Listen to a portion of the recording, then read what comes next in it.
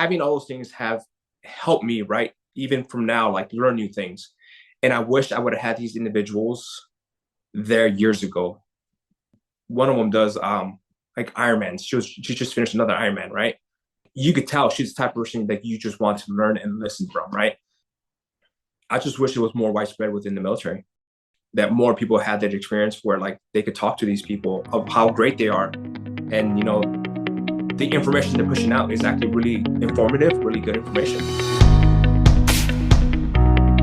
Team, welcome back to a post-Thanksgiving special. It's not a special. It's just Sunday. So Yep. New episode. It's not Sunday. Well, the episode's on Sunday. This is not Sunday right now. It's Saturday when we're talking. I'm forecasting. Okay. I've just wrapped watching Alex watch Army football for the last 15 minutes. So Drew brought it down to the wire here. We're ready to roll. To record an intro. We are recording this intro the day before the episode publishes. I have to edit it on my weekend. Oh. So yes, I had to finish the first half of the Army UTSA game before we could record. Is that Texas San Antonio? Yes. Okay. The Roadrunners.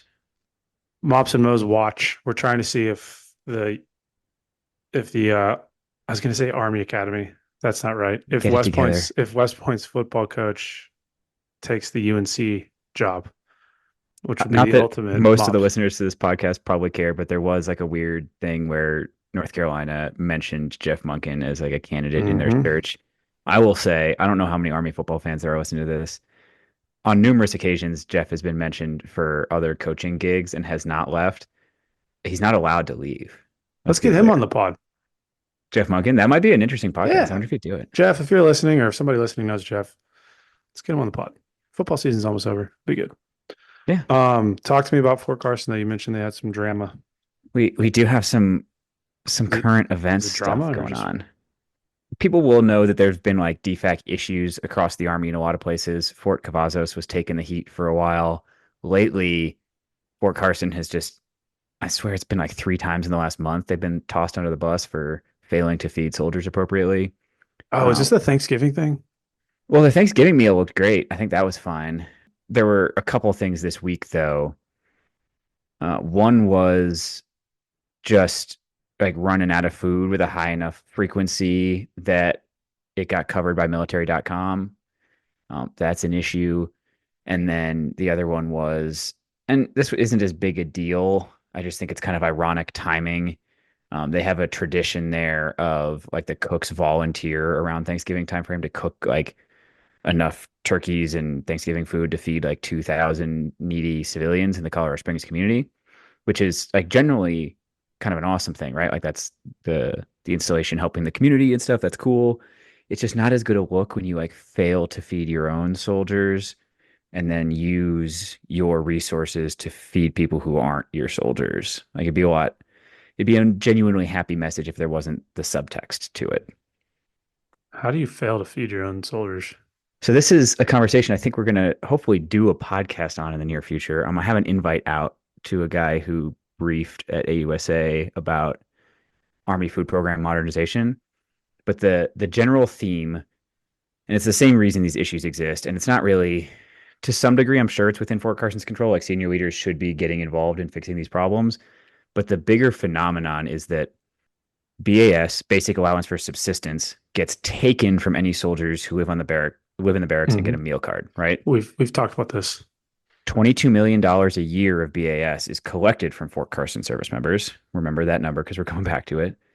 But money is not distributed for food service equally. Money is distributed based on utilization of the DFACs. So headcount, people will know about headcount detail, tracks the number of soldiers who actually get meals in the DFACs. That's what drives how much money is given to the installation to provide that food. Knowing that $22 million was taken from soldiers last year, I guess, or annually, how many $1 million do you think were spent on the food for those soldiers? $2 million. It's $5 million. Oh. So they steal your lunch money and then don't let you eat. And the problem is, and like it's easy to like shift blame around this issue, right? But like because of how it's structured, if quality dips at the DFAC and soldiers go to eat somewhere else, it takes more money away from the DFAC, which means more soldiers are going to go somewhere else, which takes more money away from the DFAC. It's this downward spiral. Mm-hmm. And we have to figure out a system to break out of that spiral because it keeps affecting, like Fort Carson's the latest example, but this has happened in many locations across the Army. There has to be some kind of reset button where like somebody takes accountability for the problem rather than pointing to somebody else. And people on social media saw, like in the article, some Fort Carson leaders said AMC controls this issue. I shared that. Then a guy from AMC messages me saying this isn't actually our problem. We don't control it. We just have to follow the DAG4 policies. It's always somebody else's fault, right? Everybody gets to point at somebody else and say it's not my fault. At some point, somebody's got to own this problem. Speaking of owning your own problems and coming up with solutions on how to get Nice. better, who are we? Yeah, who are we talking to today? Look at that transition. I hope he likes that. I hope he likes that. This is the cool one for me. This is the first, well, not necessarily the first. I guess technically it's the second within the last like month of just me bringing people on the podcast that help shape my views on military human performance, people I worked with during my career on active duty. Our guest is not a human performance professional, but he has some unique personal experience with Army fitness stuff, right? So we'll knock out the official bio here. Sergeant Major Jaime Espinoza is a career intelligence Not analyst. Jamie. Jaime. That's correct. He's been serving in the Army since 2006. His assignments in order were 2nd Brigade, 1st Armored Division, Bomb Holder, Germany, 304th MI Battalion, Fort Huachuca, Arizona, 525th MP Battalion, Guantanamo Bay, Cuba, a couple of different assignments at 1st Cavalry Division at Fort Cavazos, Foundry Training Platform, and then where I met him, 1st Brigade's Military Intelligence Company, 4th Infantry Division, Fort Carson. Then he went on, after we spent some time together, to 1st Information Operations Command at Fort Belvoir, and finally to United States Special Operations Command. He's deployed in support of Operation Enduring Freedom and Iraqi Freedom. I have abridged the next part of his bio because he's got a lot of courses and medals and things like that, so I'll just hit the highlights. His military education includes all the courses you would expect, plus the Joint Special Operations Forces Senior Enlisted Academy, the Small UAV course, Space Cadre Basic course, Master Fitness Trainer course, Airborne, and SEER. And then highlights from his list of awards would be 2 Meritorious Service Medals, Afghanistan and Iraq Campaign Medals, Humanitarian Service Medal, Luxembourg's International Mark of Dietrich, I'm probably mispronouncing that, medal, the Norwegian Foot March Badge, and a whole bunch of foreign jump wings. Plus, he received the Military Intelligence Corps Association's Knowlton Award. And then finally, he has an Associate of Arts degree in Applied Science in Intelligence Operations from Cochise College. All my Intel homies will be familiar with Cochise College. A Bachelor of Arts in History with a concentration in Military History from Southern New Hampshire University, and a Master of Arts in International Relations from New England College. And a really cool dog. He does. His dog, you won't really catch it during the episode, but we, with video, know that he was hanging out with his dog the entire episode. Mm-hmm. You didn't mention why we brought him on, though. Yeah. I guess we get into the story, but go ahead. Well, we won't ruin it or anything, right? But the short version is, when I knew then Staff Sergeant Espinoza, it's weird having people like I knew as Staff Sergeants be Sergeant Majors now. It makes me feel old.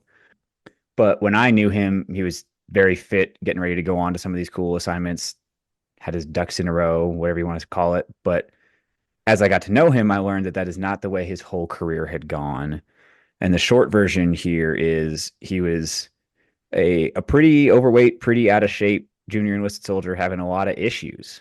And it took getting to the point of a genuine health crisis to have him reevaluate where he was at, how his life was going, how he was taking care of himself. And he did that in a big way. So going all the way from that to serving as a sergeant major in special operations, he really got things back on track.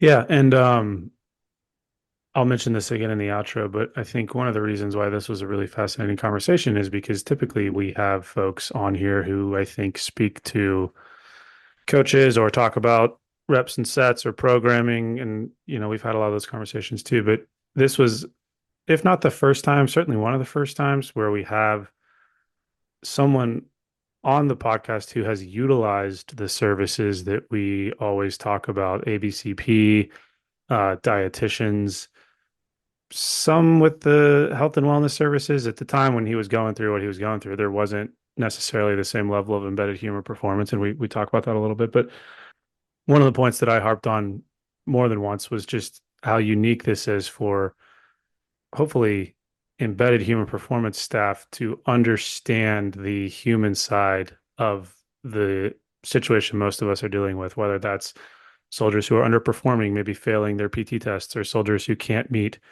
the height weight standards. I mean, obviously Jaime turned it around and is now crushing it, but he actually dives into a little bit of why it was, well, one, why it was easy-ish to gain a bunch of weight while in the military, which seems counterintuitive.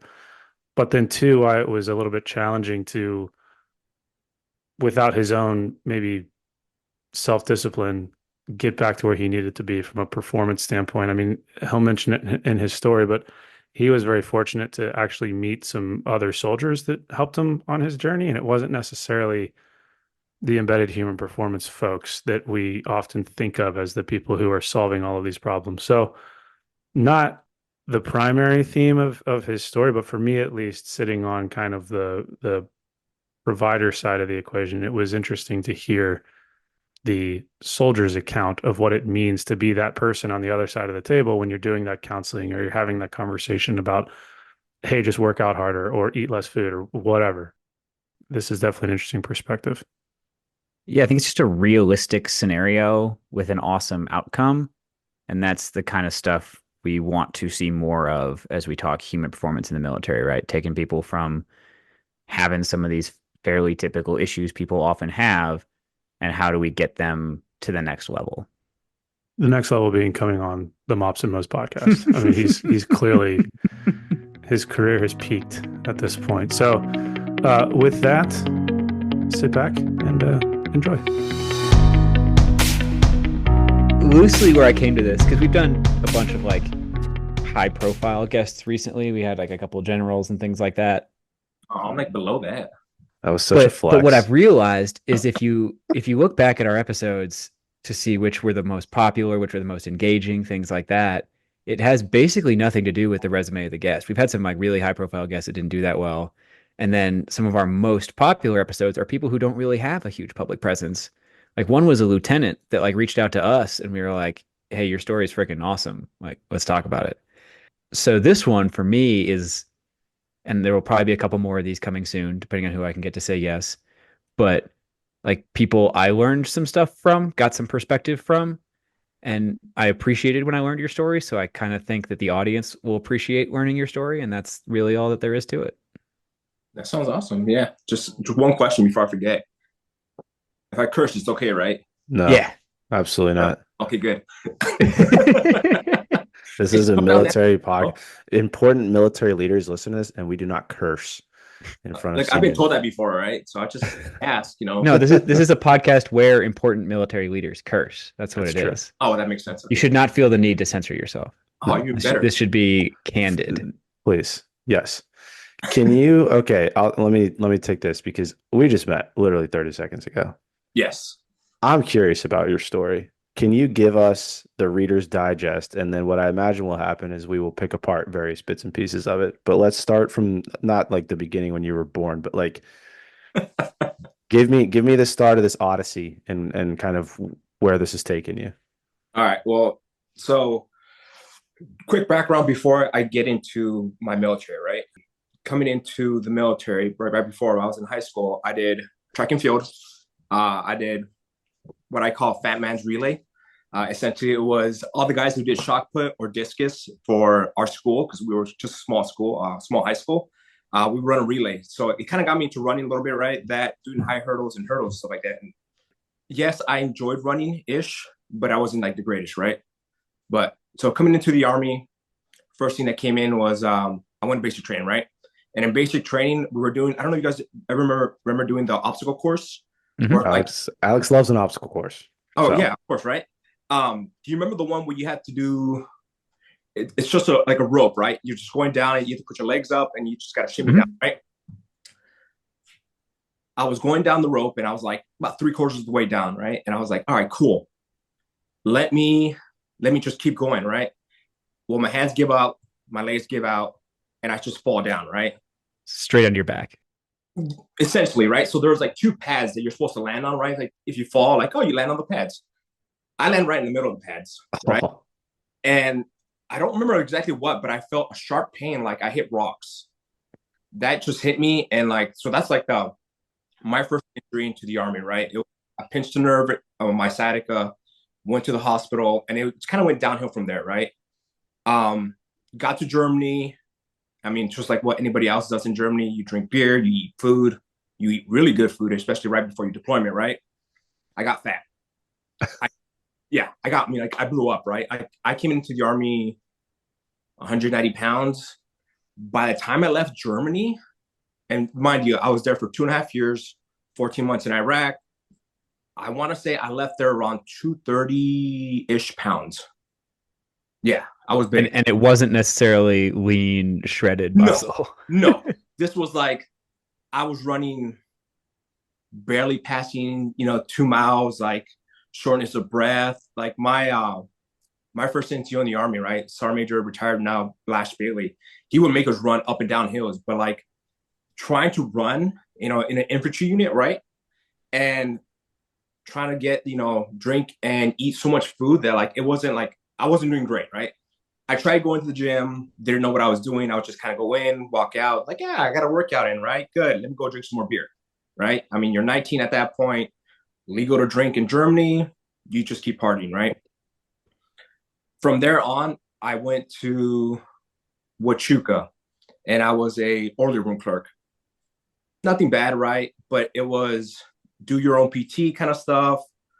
We did PT as a group, but it was kind of like wake up at 5 in the morning, poor sleep, really not really taking care of yourself, right? Because at the most part that we had to do was we had to take care of all the soldiers, right? We had to teach the soldiers and stuff like that. So it didn't help out. I still didn't know what the heck I was doing with my diet. Still didn't know what to do at the gym. I just kept getting bigger. So I think at one point, the highest amount of weight that I had was about 242 pounds.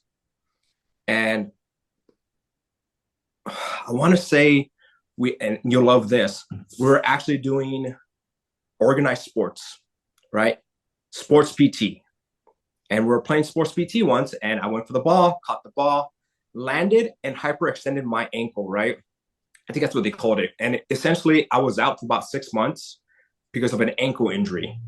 So ankle injury, no longer really running, walking at my own profile, it really hit me, right? It literally, I was just like, I'll just kind of do my own thing, barely passing height and weight. I had a huge neck. I think I had like an 18, 19-inch neck at that point. So like, it saved me, right? Like, let's be honest, right? The old loophole. Yeah, great loophole. It wasn't until I want to say 2009, right? Just around 2009 timeframe. I came in 06. I still remember the day too. I went to Burger King and I got like an whatever extra large meal and an extra burger on the side. And I like, I was leave. So I was a specialist living in the barracks, and I started eating this burger, right? I get done with it. I'm like, I'm full. And I started getting like heart pain, like real like bad chest pain. And I was like, hey, what the heck's going on? And it wouldn't go away. So I called my NCO at the time. I'm like, hey, I'm having real bad chest pain. Not sure what to do. He goes, we'll go to the ER. And in Huachuca, there's a small little hospital you have there, right? I went to the ER, and I want to say like my heart rate was, mind you, I was laying in the bed, kind of like propped up. I think they clocked me at about 190/80, laying down. Like they gave me nitroglycerin, I think it's called. So back up for a second. 190/80 for blood pressure? Yeah. Okay. And this is laying down. So this is supposed to be like me comfortable, not doing anything. And like my heart was just like it was hitting it, right? And they're like, hey, are you okay? Did you take anything? I'm like, no, like heart's hurting, like I really feel it. They're like, all right, take this pill. And it's like a small little tablet, like that small, right? And they're like, put it under your tongue. And I remember that, right? Because they gave me a small bottle. And I tell some of my like medic friends, they're like, yeah, I don't think they're supposed to give you that stuff, like to take home. I'm like, I don't know. Like they just gave it to me, They're like, all right, they discharged me, and they're like, all right, cool, no issues. You need to see like a cardiologist, right? And this is where it started kind of like hitting you hard, right? Because you're like, I want to say I was 22, 23 years old at this point. I was overweight, like barely passing standards.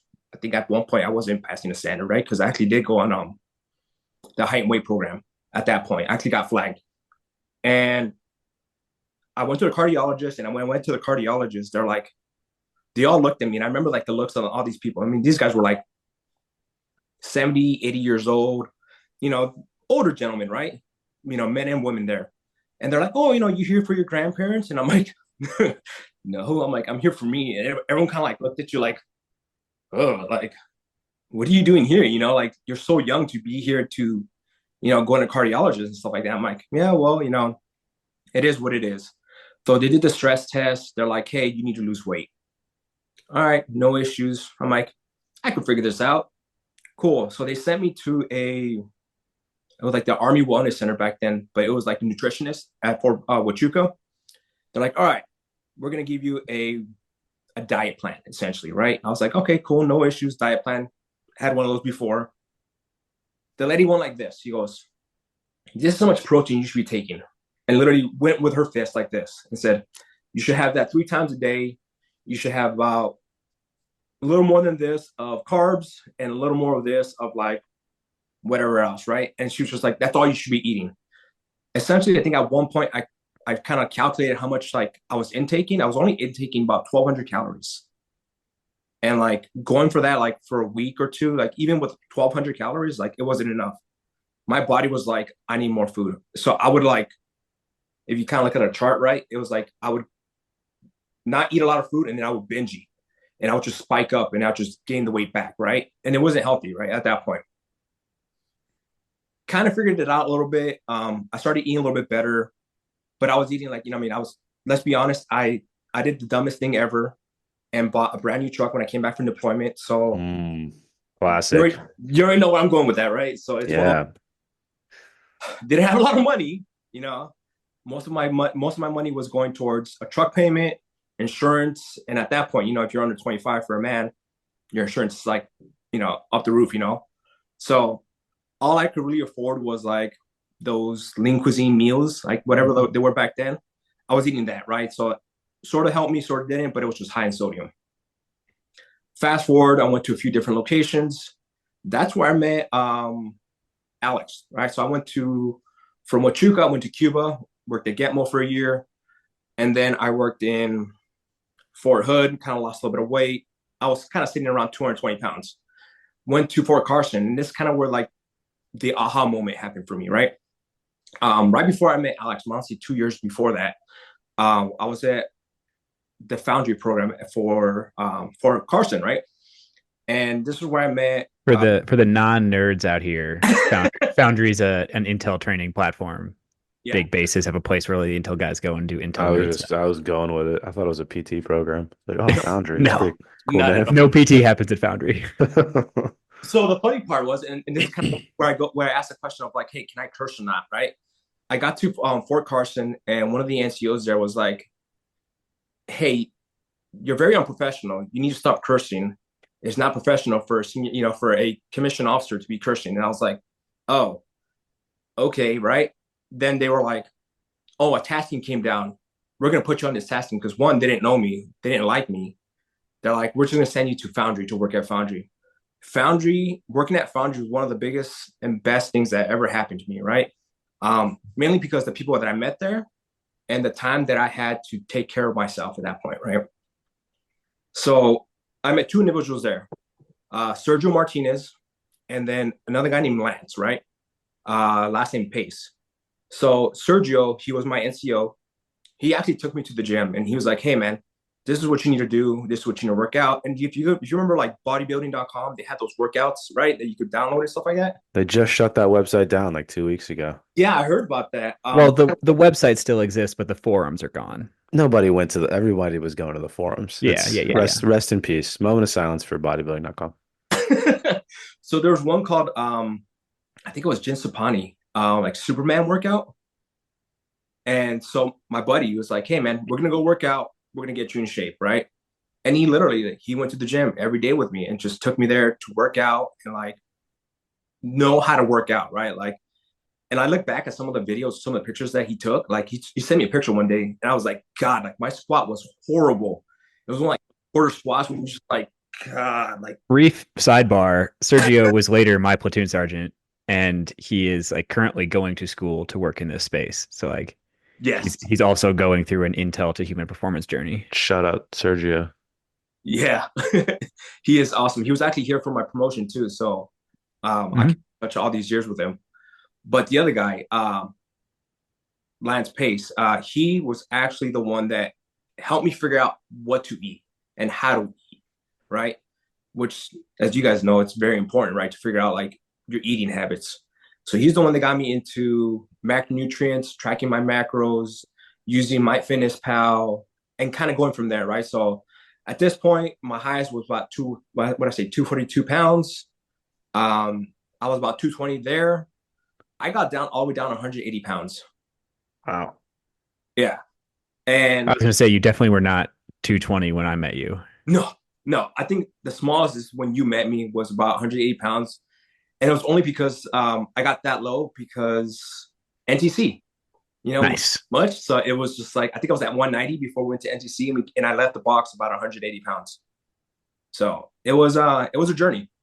But because of that, I was able to get off of like the medication that I got when I went through the cardiologist, right? Because the cardiologist was like, hey, you have high blood pressure, high cholesterol, all your labs are like, they're bad, right? So they put me on all this medication, and they're like, hey, doubt that you'll be able to get off of this. You'll probably be it the rest of your life, essentially.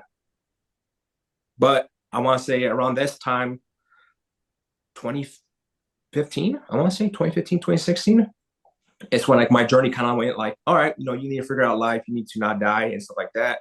This was like a few years after my daughter was born. I really needed to figure life out, right?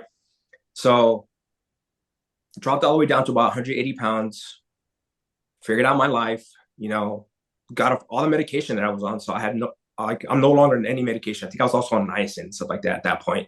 And some like water pills to kind of help like regulate my body. But like as of right now, like I'm in none of that medication, which is like, to me, I'm like, that was my goal, right? Get off the medication, not be a fat piece of shit, and kind of like live life and enjoy it so that way I could be with my daughter. You sort of walked through that whole journey, which was awesome. But one of the themes that seemed to pop up a couple of times was that, and maybe the wording here is strong, but like the military systems that were hypothetically designed to help somebody in your situation sort of failed. I mean, the you talked about the dietitian, not enough calories, et cetera, et cetera. And it hinged on you luckily running into like two good dudes who were not human performance professionals. And granted, the timeline, I mean, I wouldn't have expected you to run into human performance professionals because those programs weren't really big at that point, but two NCOs that just happened to kind of take you under their wing and effectively helped you with this transformation. I don't want this to turn into like army bashing, but can you can you just talk about like how the reason I'm asking this question, right, is because for those of us that sit in human performance spaces, a lot of times we run into soldiers who have been in a similar situation to what you have been in, and we just don't understand why the things that we're telling them aren't clicking. Like we're not seeing progress. Why aren't they doing the things? And I think this is a unique opportunity for folks to hear from the other side. Like, what does it mean to be that overweight soldier sitting across from that dietitian? She or he probably thought they were telling you all the right things.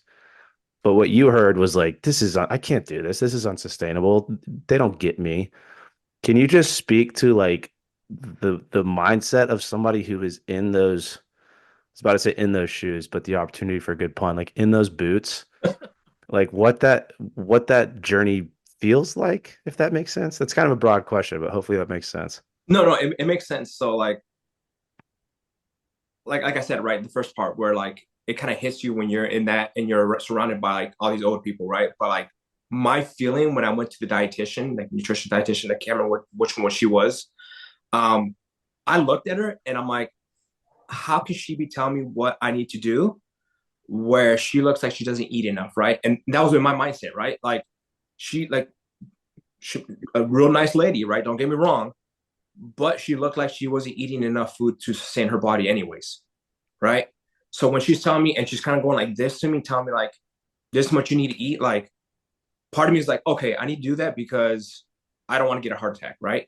Which I found out it wasn't a heart attack, but it was pretty much close to it. But it's kind of hard to get information from someone or get guidance, right? From someone who's never been there.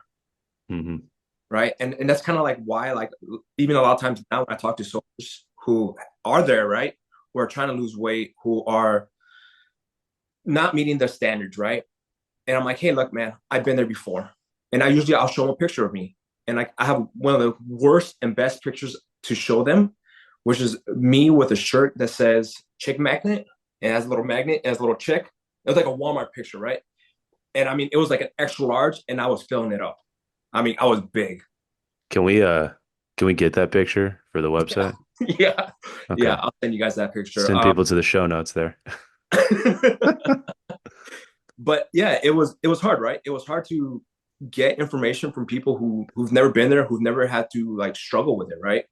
Not only that, but like, don't get me wrong, I've had great leaders, good NCOs, but none of them were experienced enough or knew the knowledge of like how to eat better, like what you need to eat. Like, one of the biggest things that I wish I knew even back then was better sleep. Like now that I finally get like 8 hours of like good sleep, I'm like, man, I've been missing out, you know? But having people who don't know what they're doing, like it hinders you, it doesn't allow you to be able to do the best you can. Mm-hmm.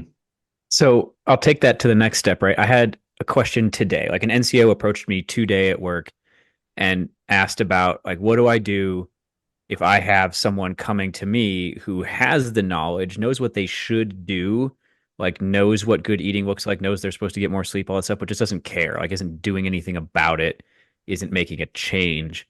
I'm curious, like in your case, it took essentially a near-death experience, like an actual crisis. Yeah. How would you try and guide someone towards figuring out what you figured out without needing to end up in the ER with heart pain? So, I mean, this is kind of one of the things that like I kind of deal with now, right? Like in the past few years when I was first sergeant too, right? It's kind of like figuring out what is their why, their purpose, right? Mm-hmm. What is the reason to be alive, essentially, right? And I don't want to say using that against them, but using that to show them like, hey, you got a family, you got kids, like, do you want to be there for them? Do you want to be able to walk and like play with them? Do you want to be able to play with your grandchildren? Like using that stuff to be like, hey, this is your why. This is why you need to change your life, right? Even if it's not like a drastic change, but just even like little things at once. Like, I don't know, not taking pre-workout at 2 p.m. or not taking, at a certain point, I was taking pre-workout and like white monsters, mixing them together and using that to go work out, right? Like not doing that, right? Not having caffeine past like noon. I think that's how they fuel F-35s. Pre-workout and white monsters. If I could get the population I work with to just stop taking pre-workout after like 7 or 8 p.m., God, dude, what? Oh my God. I constantly, like people I work with know this. Like every time I get up in front of a group, I ask like how many people got less than 5 hours of sleep last night? How many people averaged less than 5 hours of sleep for the last week? And consistently there's a decent number of hands in every group. Well, it's like a cool thing to do. I guess less so now, it seems, but we've had this before where people talk about like the cool culture of not getting enough sleep in the military. Yeah, I don't understand that. Like to me, I'm like you see, I wear an Oura ring, right? Like I'm all about like, hey, how much sleep did I get? Oh, no wonder I feel like I felt crummy. I didn't get enough X, Y, and Z sleep. Like now I'm like, hey, it's 9:30. I'm already in bed. Like I'm already, I already have my phone on do not disturb, sleep, whatever it is, and I'm ready. I'm taking my time. I'm enjoying my time. I mean, I still get up pretty early, 5:30, 6 to go work out. But yeah, like to me, it's sleep's important, and I can't stress that enough to people. Like hey, like you have the the opportunity to take enough sleep. Like you shouldn't be doing stuff that hinders you to get that the right amount of sleep.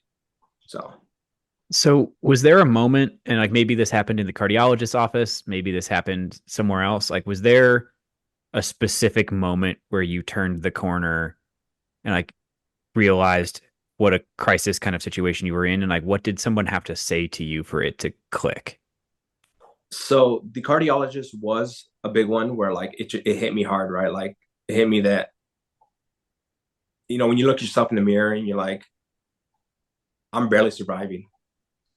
When you're just like, how can I let myself get to this point, right? And but I still didn't know what I was doing. At that point, it's like I knew I needed to change, but I didn't know how to change. And that was kind of like the only reason why I kind of went along with what the nutritionist said back then of like eating that little amount of food because I wanted to change, right? Because I'm like, hey, this person obviously knows what they're doing. They're a trained professional. I'm just gonna follow that. But it was just so hard to be able to maintain that I just kind of relapsed over and over again because it just wasn't enough food. Like my body was like, hey, I'm starving, and I'll just go binging. Hmm. Can you like I'm thinking about this question as I'm asking it because one of the things that comes up quite a bit with us is Army Body Composition Program, ABCP, for folks out there. And it's not, I mean, it's not the best, right? It's very formalized. There, yeah. What do I do? What do I do with my hands? Like I can understand the intent, obviously, and the pieces that are put in place to facilitate change. However, comma, if you don't want it to work, it's very easy to make it not work.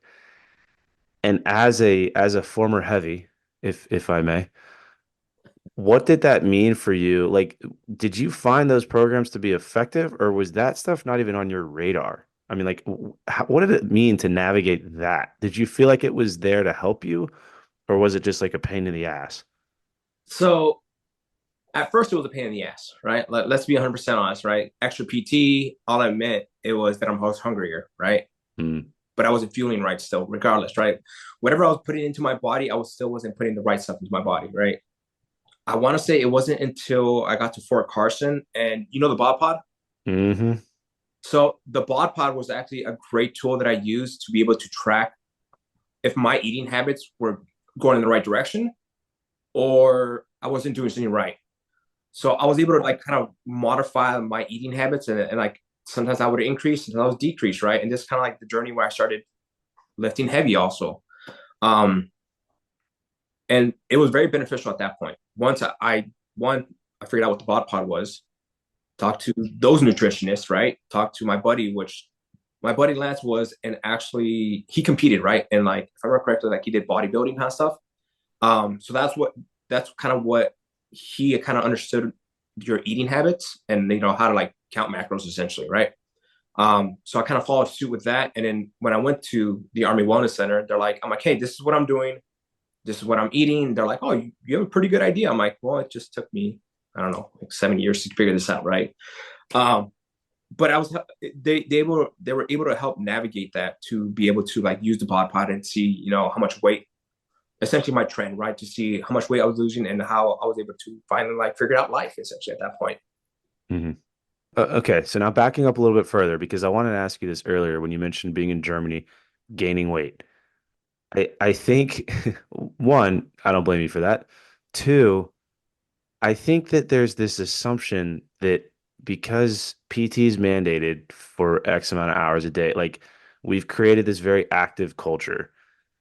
Yet here you are, a soldier in that culture who gained what, 50 something ish pounds? Roughly, yeah.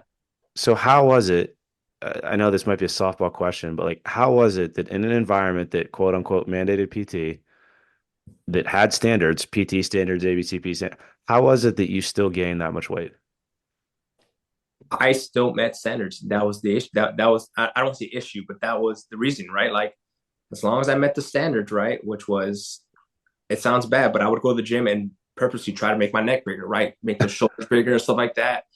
And it wasn't of a like, hey, you need to lose weight per se. It was more of a hey, you need to make the standard, whatever way it was you need to make the standard, right? So So there was no conversation because I'm assuming people in your chain, whatever, would have seen these changes happening to you. And there was never a conversation about health, wellness, whatever. It was, hey man, here's the standard, meet it. As long as you meet it, do the pre-workout white monster. Go for it. It was meet the standard. And I mean, most people were more concerned with getting ready to deploy, right? Like I got there where the unit was just coming back from deployment, right? And we were ramping up for our next deployment. Because I want to say this was 2000, we deployed in 2008, 2009 during the surge. So no one was really thinking about, like, hey, we need to take a step back and, worry about ourselves. It was like, all right, let's get ready. Rotations, go to Holmesfeld, go to Grafenwehr. We got to prepare for deployment, right? Like that was the mindset back then. I'm curious too, because this has come up a ton in articles recently, and it was part of why ABCP got overhauled, and it's part of why the Air Force is struggling to figure out their body composition policy right now. But that whole mindset of like, this is the standard, meet the standard, don't care how, don't care why, don't care whether it's working. That whole attitude also leads to some pretty unhinged weight loss methods. And I've seen bad stuff. I've seen master fitness trainers encourage bad stuff. Are they still selling thermogenics at like I'm sure, commissaries? Like, crash diets, like they sauna suits. I've seen people taking laxatives to try and lose weight. Even you, like, it was encouraged to like go work your neck rather than lose the fat, right? Your neck Like looks great, by the way. people follow whatever leads to like compliance with the standard, whether or not health is a factor. I'm just curious, like, first off, did you ever attempt any of that kind of stuff? But like bigger picture, like what was told to you? Like, I'm guessing, and I don't know, I'm going to ask you, did leaders tell you to try that kind of stuff? Okay. Let me make sure that I break this into pieces, right? Thermogenics, yes, I did it. I can't remember the name of the guy with a heart condition taking thermogenics. Perfect. Prior to the heart thing. Okay. Help out, right? I can't remember the name of it, but yes, I was taking like a shit ton of thermogenics. Was that time of my NCO? No, right? Did he encourage that? Like any of my NCOs? No, they did not encourage thermogenics, right? That's why he ran me so much, right? Like, he was trying to run me, trying to lose the weight, right? He was trying to do things that he thought would help me lose weight, right? So nothing against him. Now, did other Joes around me, right? Because I was in the S2 shop back then. Did others give me tips on how to make sure that they told me how to cheat the system, I guess you could say. Do you remember the Saran wrap and Preparation H? Yep. Oh my God, dude. Yeah. Did it work? I don't know, right? Let's be 100% honest. Did I try it? Yes, I 100% did try it, right? Like sauna suit, like you said. I actually had the boxing sauna suit. Like what the boxers would wear, like the big giant, like foam looking one. Yeah, I had one of those where I just go into a sauna and just sweat it out right before a PT test because it was PT test and height and weight. Perfect. So, dehydration immediately before physical fitness testing. Yeah. Which was great, right? Yeah. Because you would do a PT test, meet the standard, right? And then do a height weight after that. For those listening, just to like make sure this gets out there because people don't learn the new changes, it's actually discouraged now to combine the fitness testing and the body composition testing. You're supposed to separate them by like at least a week, preferably more. Does that happen though? I'm sure people still do it together in some places, but it says it on the scorecard. Like, yeah, they're trying. It's hard, right? To try to tell people like, hey, no, we're not doing a height and weight that day. Like we're doing it before or after, right? Like, but you still have those individuals who still have that mindset. Like, all right, we're doing a height weight now. Like, no, like this is why I want you to make sure you fueled correctly for the ACFT. So that way you perform as best as possible. Then we'll do a height weight after, right? Like days later, not the same day. What would happen? This is totally hypothetical, but I just thought about it. What would happen if you had to height weight every morning before you got to work?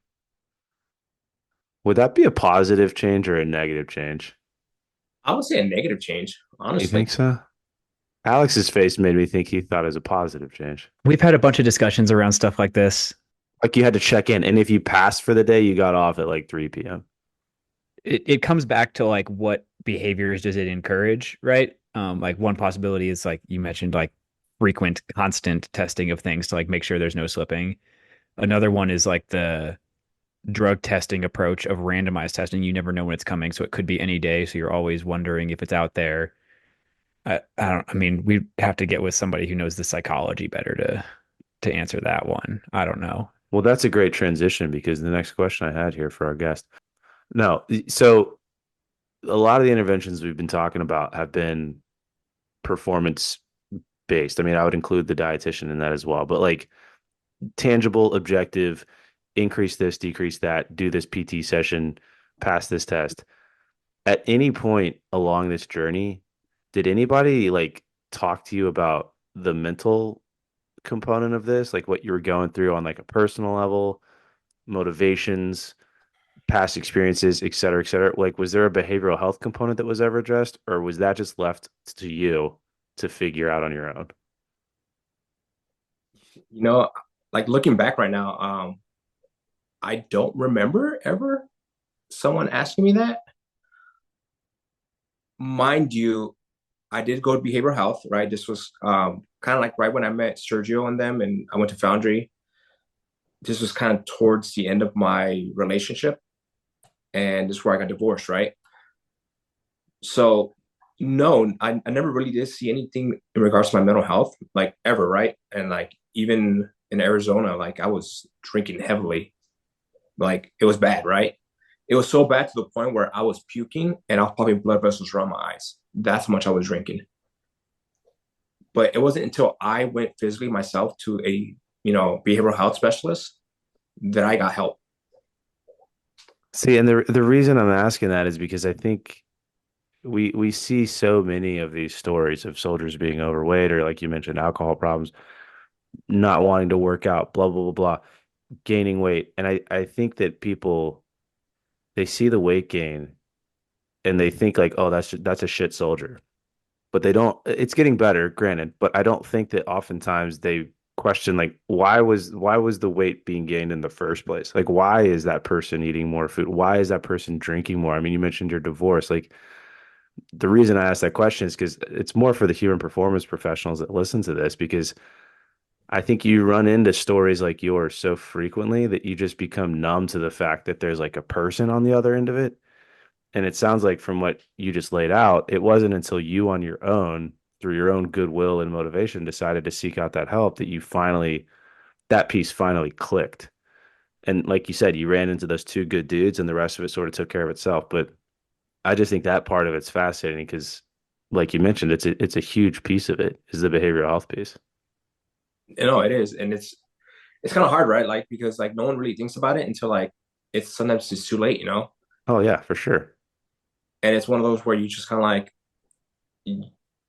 I started to ask people when I said I've had soldiers or I had people who reach out to me on social media who are like, hey, um, I'm trying to lose weight, and you're like, okay, well, tell me everything about you, like, and you kind of go into their history, kind of go into where they're at in a mental state, because I've been there before, right? Like I know the factors what I've gone through, and I just kind of like lay it out to them so that way it's me being vulnerable to them, so that way they could be vulnerable back to me, right?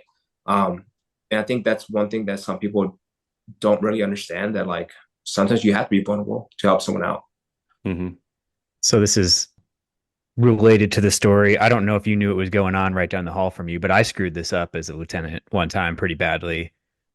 A soldier, I'm sure you knew, I won't name her on here because I didn't like get her permission to tell the story or anything, but she worked in the arms room. You probably know who it is. Yep. She was struggling with fitness and body composition. Had been fine on both before joining the army. Had been like much fitter before being a soldier, ironically, and it just like the nature of the army environment wasn't working very well for her. The friend group, some other factors were all playing in.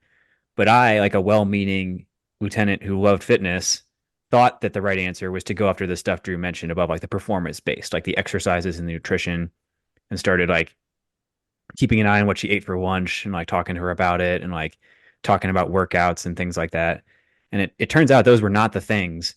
And all I was doing was causing more and more stress and anxiety for her to the point that I ended up getting called down to the commander's office because she had considered going AWOL and like at the last minute had like decided not to do that and was like crying in his office, like I was not like a mean lieutenant by any means, right? But like accidentally, I had stressed this person out by like failing to recognize the personal life issues and the psychological issues and like the underlying factors and just hyper focusing on like the quantifiable, like push-ups, sit-ups, 2 mile run, waist circumference, like things that you forget about the human, right? Like you try to make it this like industrial style operation. Well, you're And almost told to. yeah, I thought I was doing the right thing, right? I thought I was like, I mean, with as many standards as there are, and as many like there are so many potential failure points for somebody, and like so few opportunities for success outside of those potential failure points. I mean, I hear this story all the time. Like, I got to counsel this soldier, do this or that. It's like, well, why? Like, why are they failing ABCP? Do you know about? Like, did they know that Jamie was going through a divorce? Maybe not. Like, you got to ask those kinds of questions. I don't know. Like, I could we riff got a on that all day correct long. pronunciation on his name there. What did I do wrong? It's Jaime, not Oh, Jamie. damn it! I just like I was like, I'm just gonna leave it alone. How often does that happen? Uh, it happens quite a bit now. Like I used to get mad about it, and now I'm like, yeah, whatever. Like it's Mine's fine. D-Roo, but everyone calls me Drew. I mean, D-Roo, shut up. same thing. No, I get it. Yeah. No, so that soldier, I knew parts of it, right? I probably know other parts of it that Yeah, you you probably know parts I don't know. Yeah. yeah, exactly. She would actually be a great person to talk to because I mean, from her experiences, right? Like, and I won't say too much about it, but yeah, like she put a lot of pressure on herself, you know, and she was going through a lot, right? So, Can I ask, so you were under Alex when he was a lieutenant? We joke about being PL platoon sergeant for a platoon that didn't technically exist and stuff. He was the platoon sergeant for the platoon next door to mine. Great. My question still stands. Did you read anything from Lieutenant Alex's book list? This is an ongoing bit I have with this podcast. I guarantee. I mean, I feel like I would have known if he did. So he probably did not. But he probably walked past the bookshelf with the books on them. Yeah, no, definitely past the bookshelf. Also, was very jealous because they had 2 officers and we only had 1. Yeah. But no, it was a hot mess in that company. Like, it was bad. Like we had like. Hey, listen, I had good times in that company. First of all, I'm trying to find somebody who read a book off. I already told you nobody read the books, man. Young Lieutenant Morrow's book list. I'll ask the people that I still talk to from that company, like, and I'll get back to you on see if anybody actually read them, right? Because there's a few soldiers who maybe they were educated enough to read it, but like I was too busy doing. So I think DeCarly came in one day. So first of all, it was an effort to try and give people time off. I know. That was all I was trying to do was give people free days off, and nobody would do it. And I'm a sucker. Listen, I'm a sucker for a book list. I would have been the first NCO to be reading your books, man. I love it. It's probably because they didn't trust that the unit would actually honor the day off. That is an ongoing problem with like lieutenants trying to give people time back, is that they do it and then somebody comes down and says, no, you actually have to work. So they didn't believe it. But I do remember DeCarly coming in one time. I think I'm connected to him on LinkedIn, but I haven't talked to the guy in a while. Should check in. But I remember him saying like he really wanted to read. Like, he hadn't like sat down and read a book in a while. He really wanted to. Like, what's the shortest book on the book list? And I think he like genuinely gave it a shot on Man's Search for Meaning, but I don't remember. Dude, Message to Garcia is like 4 pages long. Okay, that was a big book. Message to Garcia was not on my list, actually. That's actually a good one to read. I was trying to be not basic. No, listen, I appreciate that. I'm just telling you. If you just come out with a list that's like Once an Eagle, Message to Garcia, like, come on. Like, it's on everybody's list. Oh, dude. Anyway, getting us back on the rails. Drew kind of pivoted it a little bit towards like lessons learned that like some of the human performance folks that listen to this podcast can take and use with soldiers, or frankly, just like leaders in the military in general can take and go use with soldiers. Because all of this happened in an environment where you didn't have access to any human performance staff, or at most you had access to like the tactical athlete program where you like went in for a workout once a week, because we were starting to see things at Fort Carson at that time. I don't know if your platoon was cool enough to go to tactical athlete program or not. I do remember that. And I remember going that once in a blue moon, but you guys usually were the ones that went to it. Oh, yeah, we went every week. Come on now. Yeah. Well, no, we didn't. We just ran. I've been into this from the beginning. Let's go. I was born in it, raised. To be fair, and he'll appreciate this, his platoon leader was a woman who was smaller than me. She went on to get her Ranger tab. I do not have my Ranger tab. I do vividly remember once at the tactical athlete program, I would just like look over at how much weight she had on her bar for a squat and just like make sure I still had more on my bar. Like, she was That's a good. stud. Oh, yes. Hey, She would always run with us, and she would try to beat me on the runs. So like any of the 2 miles, any of the sprint run workouts, she would. Yeah, I mean, she was awesome. She was actually my first female officer that I had that like I worked directly for, right, as my platoon leader. I actually talked to her a few months ago. Still doing great, great things for this country. So, hell yeah. uh, yeah, she was definitely the type of person that like, you had to add more because she was just that motivating. So, Was she? I feel like she was like Norwich Rugby or something like that. Like she's been pretty hardcore from the beginning. yeah, I think so. Anyway, getting back on track. I'm I'm curious. So first one, you've had a journey since all this. Like as you got in shape, you've had a journey that has involved phases of different emphasis on endurance versus powerlifting versus Spartan race versus like super long run stuff. I'm curious about like what worked for you for exercise, why you switched between the two for phases, and like just because we talk about hybrid athlete stuff on here all the time, how you balance the two. So it's funny, right? As I started working out more, um, I don't remember who was the one that told me to do a Spartan race, but someone told me, right? Like that was kind of like my introduction into outside the military kind of competition or competing, right? Um, and I did quite a few of those. I did a trifecta. I think a total maybe 8 or 9 races for Spartan races. And then I kind of started seeing how I could push myself, right?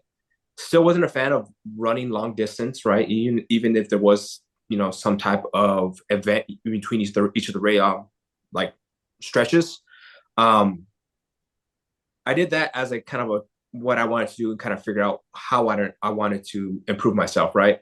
Um, After I did that workout with Sergio and kind of figured out other workout plans, I started noticing I enjoyed heavy lifting. Though I didn't know exactly what I was doing enough to, lift heavier.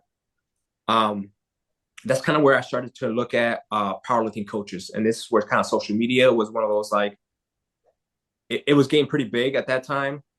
And I found he got out of the Navy, right?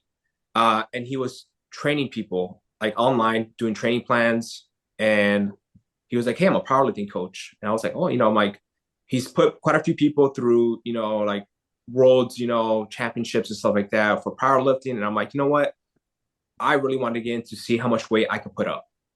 And that's kind of how I transitioned from Spartan races to powerlifting. And I've done powerlifting up until I want to say a year and a half ago. And the only reason why I transitioned out of powerlifting was because of a neck injury. I think it was after one of my airborne jumps. And like, I didn't go airborne until 3, 4 years ago. So like up there in age, going airborne at my age, it was funny because it's like, okay, cool, I'm going airborne.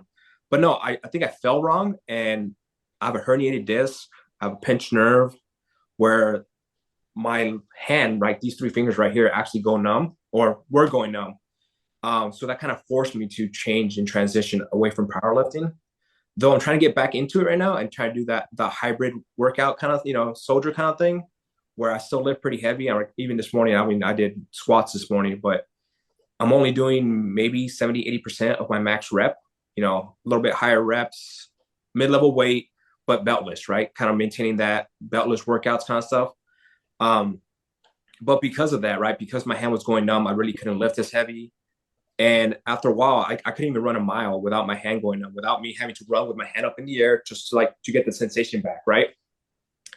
And those kind of moments we were talking about where like it just kind of hits you like, all right, I can't run more than a mile without my hand going numb. Maybe I should just push myself in running, right? And that's just kind of like my transition into longer-ish distant running. At that point, I want to say I did a 40 miler, a 30 miler with like little training, right? It was just me running and just kind of figuring out life from there.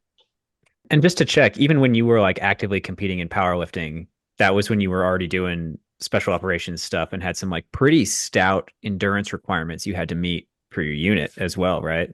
Yeah. So one of the requirements was the Roosevelt Challenge, right? And you hear different variations of, a Roosevelt Challenge.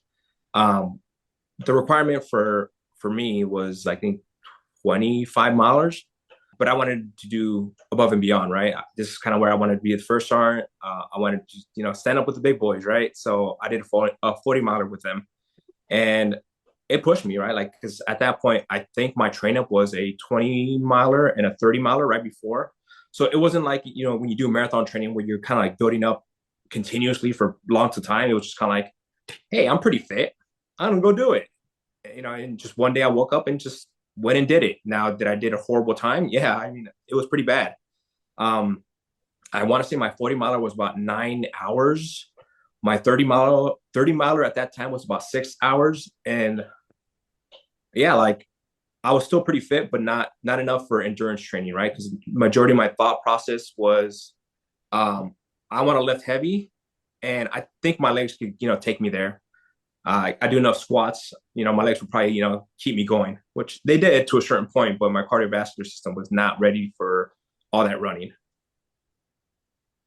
So we are over the hour mark here. And I want to ask you a couple. Drew's our closers guy. He's always got a better closer than I do. But I do want to ask a couple before I hand it over to him to do that. First one you've alluded to a couple times already, but there's no better learning than the hard way. You've learned a lot of this the hard way. How do you share this with soldiers so that they don't have to learn it the hard way? Usually it's the chick magnet picture. Yeah, it's definitely a chick magnet picture. I tried social media. I tried being an influencer, right? I just didn't have. You're on a podcast now, so yeah, right. I tried it, right? Like I tried being like that person, like people could look up to, but a lot of it is just like here and there, word of mouth, talking to people, and it's just like hey, just striking a conversation with people I see, and like how you doing? Asking the basic questions, just really kind of getting to know them, and like hey, like do you work out? Do you not work out? And just kind of moving on, kind of like slowly into like, do you need help, or like do you got it? Can I get an idea of them? A lot of people will just ask me, right? And I tell them, like my background, my history, kind of like, and like I still have the picture of the one I'll send you guys of me, and I'll show them. I'm like, hey man, this was me, and like I'll get usually a lot of laughs, and they're like, wow, you were big, and I'm like, yeah.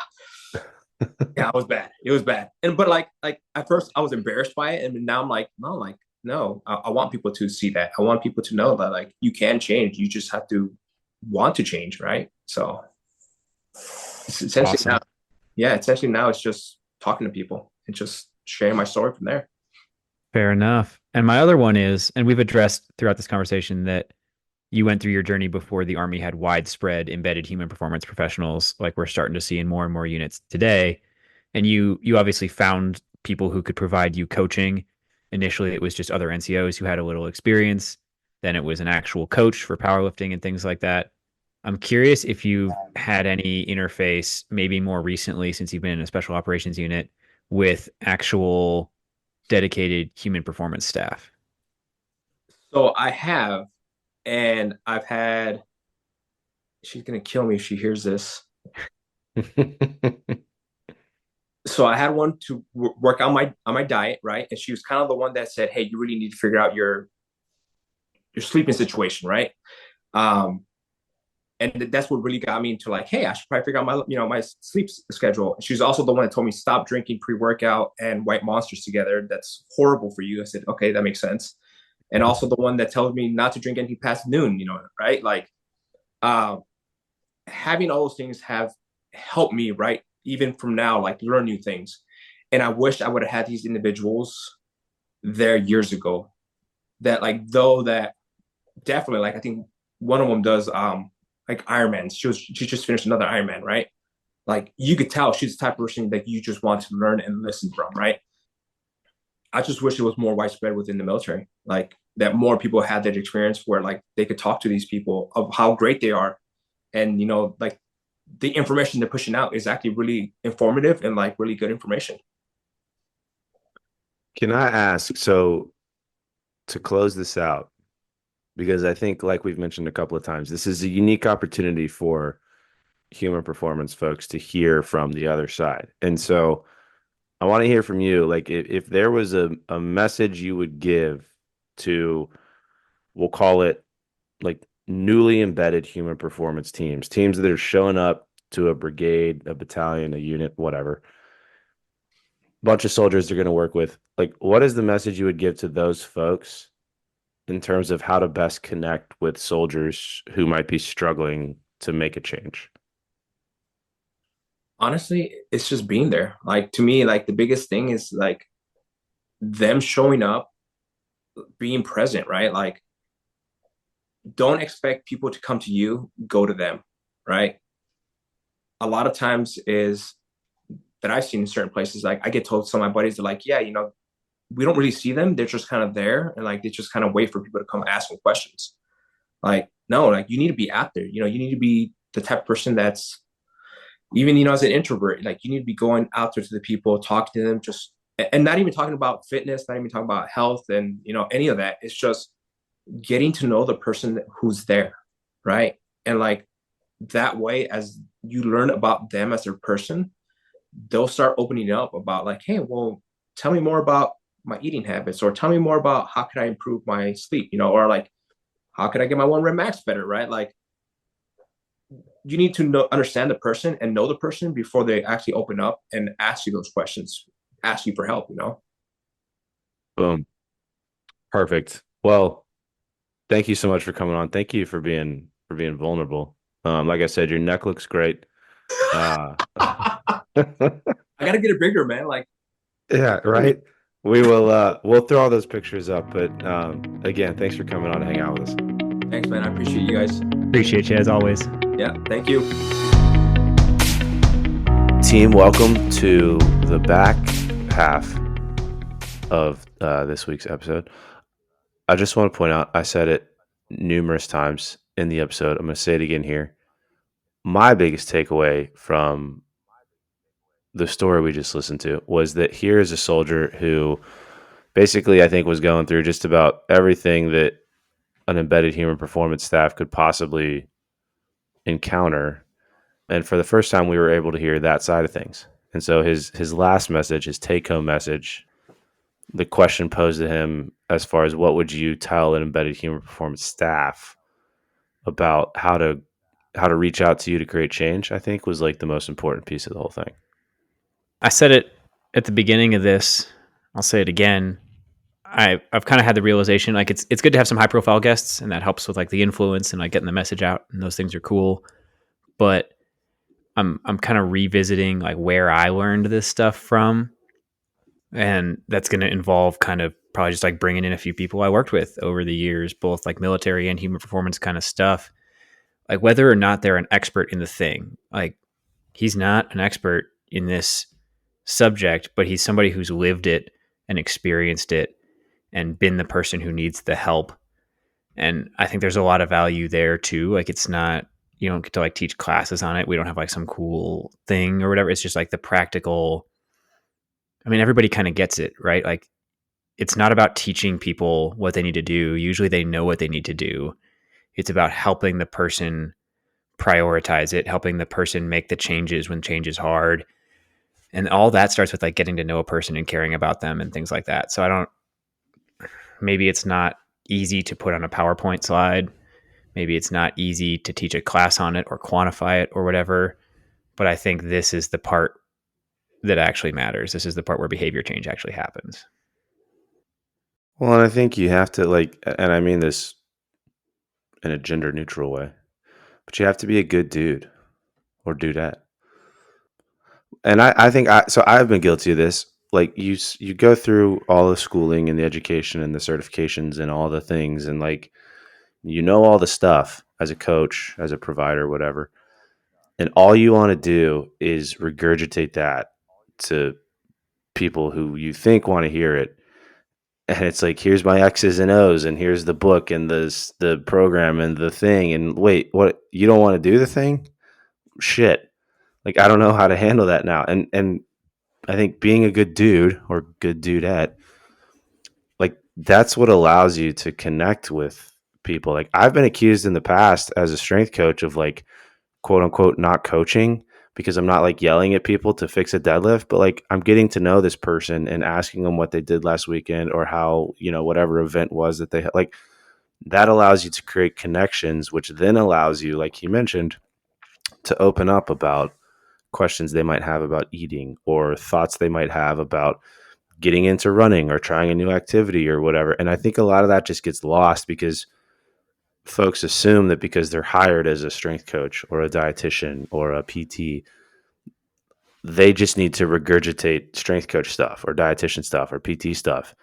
And if a soldier or airman or sailor or whoever isn't compliant with the stuff they're putting out, they just must be a shitty soldier, airman, Marine. It's not because I did not do a good job of getting to know that person. And I'm riffing and rambling here, but I kept coming back to that as he was telling his story, because I mean, he literally lived it. I mean, I'll wrap it up just by saying, when we asked him, like, what help have you gotten from a human performance professional, his number one example was a dietitian talking to him about his sleep. Dude, I hung up on, right? I hung on that same thing. Like, that's not dietetics. It's just a person. No. It's just a person having a conversation with him, got to know him, figured out where the limiters were, and had a conversation about those. Like, cool. That's it. That's the whole thing. Like, yes, you can have some subject matter expert knowledge in a domain, but that's an important point to make, though, because another thing I hear all the time from embedded teams is this scope creep shit, where it's like, oh, you're a coach, how dare you talk about macros, or you're a dietitian, how dare you talk about squatting. And like, I get it. Like, there's a certain, sure, I'm not going to go do heart surgery on somebody, or like, legally, maybe I can't give you a meal plan. But if a soldier comes up to me and because I have a relationship with them, they ask me a question about, like, hey man, is rice a protein or a carb? Like, I'm going to answer that question. And like, I'm sorry, dietitians, like, chill out. Yeah. And it goes both ways. Like, if I'm a dietitian, or to your point, like he mentioned, if I'm a dietitian and I'm talking about sleep, if like the sleep person comes over and gives me a hard time, fuck off. Sorry, that was aggressive. I mean, we talked about the importance of relationships between human performance professionals and the service members they work for, but just as important are the relationships between the human performance professionals. I think if you have like a good culture and a well-functioning team, nobody's going to be bothered by any of that, right?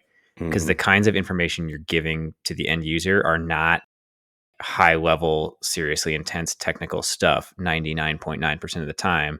It's stuff everybody on the team knows and talks about all the time, and it should be able to come from anybody. Exactly. All right. Closing thoughts. Again, another great episode. More to follow on this theme.